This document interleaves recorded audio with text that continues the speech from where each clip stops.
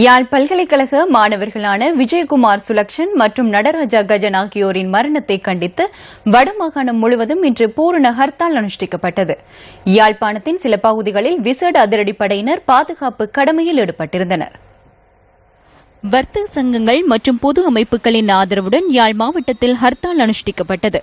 யாழ் பிரதான பஸ் தரிப்பு நிலையம் இன்று இவ்வாறு காட்சியளித்தது.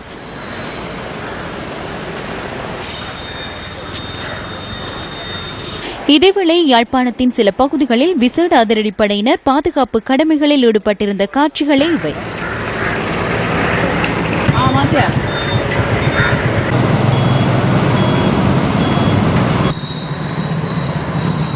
யாழ்ப்பாணத்தில் சில அத்தியாவசிய சேவைகள் தவிர்த்த அனைத்து நடவடிக்கைகளும் முடங்கியுள்ளதாக அங்கிருக்கும் எமது பிராந்திய செய்தியாளர் குறிப்பிட்டார்.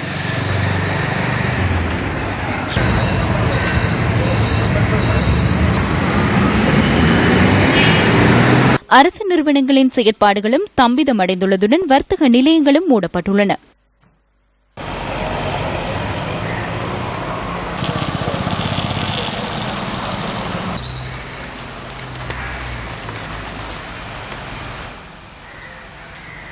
மாணவர்களின் வருகையின்மையால் பாடசாலைகள் வெறிச்சோடி காணப்பட்டன.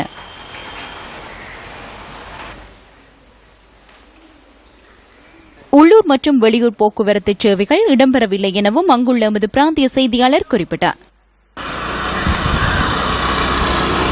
ஹர்த்தால் காரணமாக முல்லைத்தீவு மாவட்டத்தின் செயற்பாடுகளும் ஸ்தம்பிதமடைந்தன.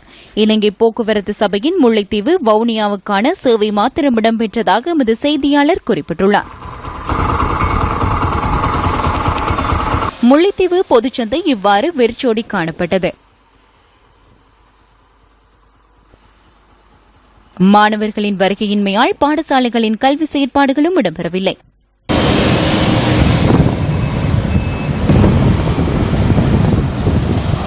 கிளிநொச்சி மாவட்டத்திலும் அரசு தனியார் போக்குவரத்து சேவைகள் எவையும் இடம்பெறவில்லை.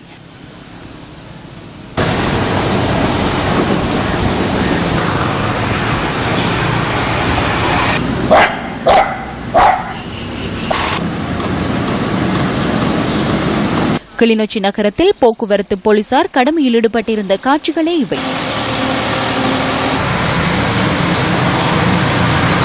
மாணவர்களின் வருகையின்மையால் பாடசாலைகளின் கல்வி செயற்பாடுகளும் இடம்பெறவில்லை.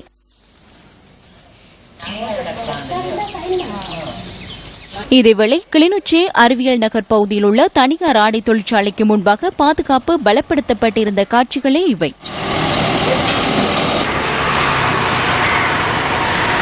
வவுனியாவில் இன்று காலை வரை குறுந்தூர பஸ் சேவைகள் இடம்பெற்ற போதிலும் 10 மணிக்கு பின்னர் பஸ் சேவைகள் இடம்பெறவில்லை என எமது செய்தியாளர் குறிப்பிட்டார்.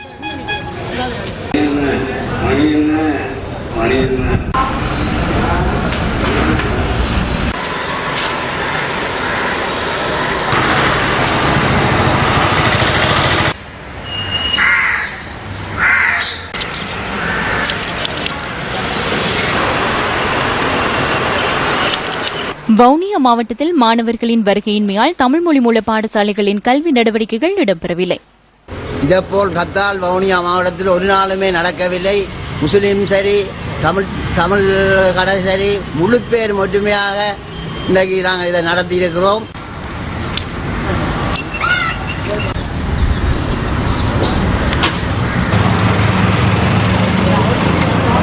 மன்னார் மாவட்டத்திலிருந்து இலங்கை போக்குவரத்து சபையின் தூர் இடங்களுக்கான பஸ் சேவைகள் இடம்பெற்றன.